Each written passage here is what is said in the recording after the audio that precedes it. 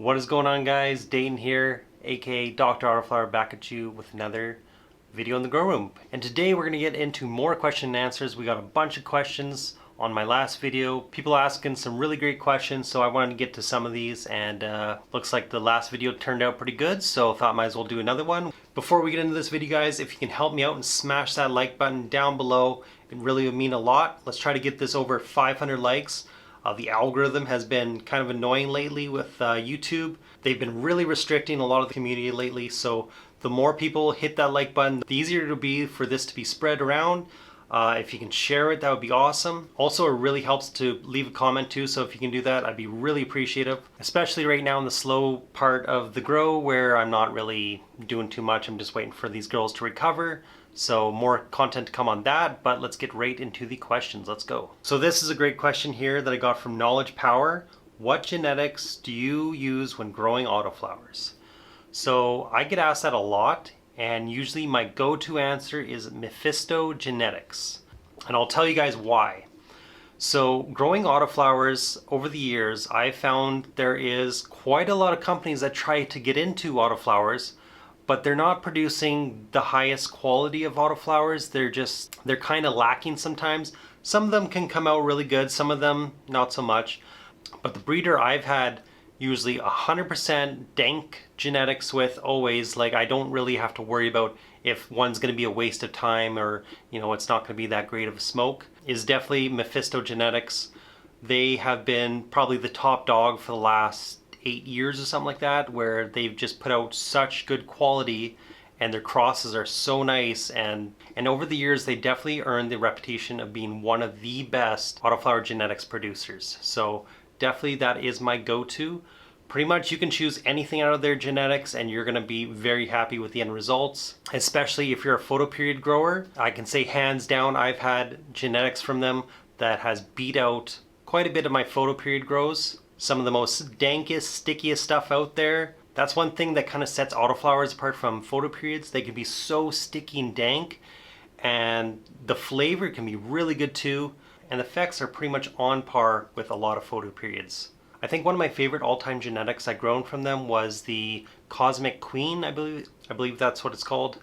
I think it was a cross with TGA genetics and one of their autoflowers. It came out so damn dank and good. I definitely want to get my hands on some of those genetics again. Probably hands down my favorite autoflower I've ever grown. Now, if you asked me like 8-10 years ago, I would have probably said Short Stuff Seeds, which had my all-time favorite stuff back in the day, which was like MI5, which was like an AK-47 cross, or Russian Rocket Fuel. That was another really, really dank one back in the day. Back when autoflowers got a lot of heat for not being as strong or as good as photoperiods. Those ones were my all-time favorites. MI5 was probably one of the tastiest strains I've ever grown from photoperiods or autoflowers. There was a phenotype in the MI5 that had just the exact same taste as Flintstone vitamins. And anyone who had that when they're growing up as a kid knows exactly what that tastes like. And it was so damn on point. I had everyone asking me if they could get some. I was like, no, I'm gonna keep this for myself because I only had a couple OZs. So yeah, I definitely wouldn't mind trying one of those strains again, but I've kind of moved past them. They're old strains, and if you wanted to get into newer stuff, more nowadays genetics, I would highly recommend Mephisto genetics. It can be pretty hard to get some of them. The last year or so, I know they've been really, really lacking in stock everywhere, probably due to what's going on in the world. A lot more people growing, home growing and stuff. So I'm sure a lot more people got into it. They have a pretty big following, pretty big community. So when seed drops happen, they probably get sold out very, very fast. So if that's something you want to look into, definitely watch out for when those drops are happening. That's my best advice. For my next autoflower grow, I was thinking about trying some other stuff I had, but I might just try to get my hands on some more Mephisto genetics. They got a bunch of stuff I really want to try. So I may just try to get some on the next drop and wait until I get them to plant some more. We'll see. I'm still trying to decide on that. Ian Marsman asks, what kind of light do I have? So I run all optic LEDs. They are full spectrum lights. They're using pretty much top of the line LEDs in them. These are rocking the newest Samsung LEDs in them, and they're super efficient, super cool running. In my Autoflower tent, I'm running the Slim 320S, which is pretty much perfect for a 4x2 area, which is what my autoflowers are growing in. If you're interested in getting optic LEDs, definitely shoot me a message. You can contact me at drautoflowerled@gmail.com, or you can message me at my Instagram, Dr. Autoflower. I will help you out and I can hook you up with discount codes. And as always, you can always look in the description below. I put that information in there too. And these lights produce awesome quality buds, super thick, super dense, super resinous, so I am very happy with them. I believe since this year I switched to all of the bloom bar style lights. So I have the Slim 650S here, my other tent I have the 600H Gen 2, and in the other tent I have the Slim 500S. Love the lights, super efficient. Love the lights, especially for summertime when it gets really hot. It really helps keep the heat down and produce some awesome buds. I don't even have to run them at full power. And the nice thing about not running your LED lights at full power is it makes them last longer, because it makes the LEDs degrade slower, so making your lifespan of the LED last even longer. JJ asks, hi buddy, great video. Are you on Autoflower Network by any chance? I actually was. Back in the day when I was all about the forums, I got onto Autoflower Network probably 9, maybe 10 years ago. But I slowly moved over to YouTube, and back then there was just like almost literally no good information on autoflowers back in the day. And one thing led to another, and I just got more occupied with YouTube and the community here, and I kind of just left the Autoflower Network. But it's definitely a good resource for people who are interested in learning more. And I have been thinking once I start my podcast, I'd love to get some of the guys over from Autoflower Network, maybe have them on and talk about more autoflower stuff, talk about the community there and stuff, as I'm sure a lot of the viewers would be pretty interested to learn more. Glenn Lindsay asks, I've got 8-week-old train wreck from Fast Buds. Its upper growth is all 3 leaves. What did I do? I've seen this before where it's like duck feet, looks like duck feet. It could be a genetic thing. It could be stress.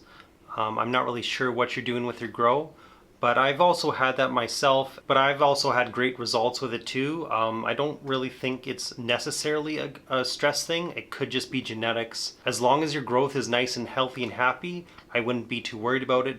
If your growth looks stunted or something, then I would start troubleshooting and seeing if you can help mitigate the problem. Chris Sanchez asked, can you reuse the same soil or cocoa? Also, I have the same grow light. I do blue lights in veg and blue and red in flower. Does spectrum matter? This is a really good question. Like, you can use the same soil twice or more than that. If you were to do that, I would highly recommend flushing it, giving it a nice flush and getting all the nutrients out of it. Same with cocoa. But the issue is if there's any diseases or anything, or fungus gnats or something like that, you're going to have the same problem next grow. That's why I just throw out the soil. I don't reuse it. The only time I would reuse it is if I was growing something outdoors and I wasn't really too worried about it. But normally I would not keep it. I would just toss it out, start with some brand new soil, new medium, and it just helps keep things a bit cleaner, because you never know if there's like some kind of disease or something in the soil that might affect the next plants. Could cause issues. Maybe it won't, maybe it'll come out just fine, but I don't like to take the chance. And also I don't want to provide an environment for fungus gnats to start growing. That's usually my pest problem here, is getting fungus gnats in here. And on the spectrum question, I personally like to have all spectrums going during seed, veg, and flower. And the way I do that is pretty simplified. I'll break it down for you. And this is also why I love the Optic Slim 650S. It gives you complete spectrum control. You control the whites, the blues, and the reds completely separate. And what I like to give during veg is double the amount of blue to red. So I still give them the red spectrum during veg. I definitely see a benefit. It helps it grow, helps to produce more fuller, thicker plants. They just grow a little bit better, I see. And for whites during that time, I just match it with the par I need. So let's say I'm growing at 70% blue then I would put it at like 35% red. And then in flower, I would switch that up. I would do double the amount of red to half the amount of blue. So if I was doing 100% red spectrum on there, then I would put like 50% blue, maybe 40%. And for the white LEDs, I would just match it to the par level I wanted to give the canopy. So that's pretty much as simplified as I can put it. Sam Morris asks, have you done any autoflower breeding and do you have any tips? Yes, I have done autoflower breeding back in the day. The way I did it was I kept my males completely away from my grow tent. I had them in a little closet. I put no fans in there. I didn't want any air movement at all. And I waited for the males to start opening up their pollen sacs. And what I did was I just captured some of the pollen in a plastic bag. And when I was ready to breed my plants, I brought my plants outside the garden, outside into like the living room or wherever you want to be, away from your other plants. And I very gently took a brand new paintbrush, dip it inside there, and then you very gently brush onto the buds you want to have seeds form.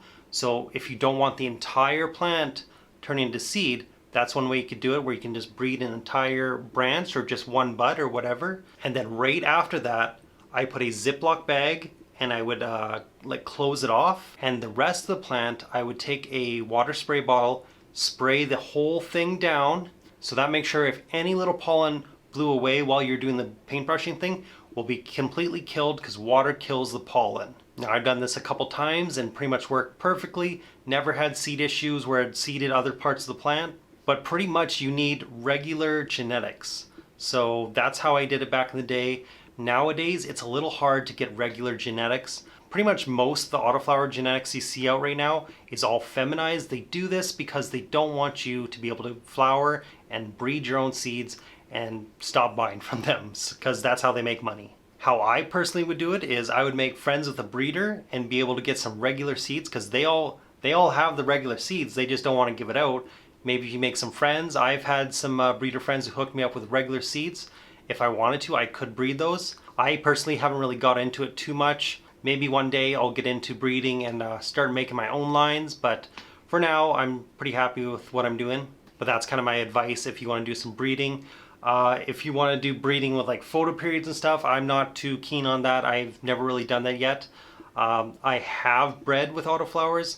I have tried it one time, and they came out pretty much all photo periods. You have to do a lot of back crossing and stuff to get the actual autoflower traits to come out. So it does take quite a bit of time, a few generations. So yeah, it's definitely time consuming. But if you do want to get into that, I'm sure there's lots of information on like forums and stuff. Kev Grow asks, do you find that air pots give more growth than fabric pots? I've never used air pots, but I like using plastic as I find there is no runoff out the sides. What's your opinion? Thanks for the vids. If you don't want runoff, then I probably wouldn't go with air pots. I do really like the growth that you get with them. I've seen it like compared a 5-gallon fabric to a 5-gallon air pot, and I've seen the air pots kind of edge out the smart pots a bit, but it's not that drastic. And the amount of hassle you have to go through with air pots, I just don't like it really. Some people don't mind it at all, but if you don't want runoff on the sides, that's pretty much what air pots do, because they have holes all over the sides, and if you don't do it very, very slowly, a lot of it will just run off the sides or down the bottom, and you'll lose a bunch of water, and then you'll have to go through and suck up all the nutrient water and stuff in the bottom, and it just becomes hassle, and I don't really like to do that. So the nice thing about smart pots is if you got a bit of runoff, then they'll just get sucked up after a little while, and you don't have to really worry about it as much. But that's it for this video, guys. Thank you all for watching. If you got any questions that you'd like to be featured on the show, put them down below and I'll get to them. Thank you all for watching. Until next time, guys, peace out and catch you guys later.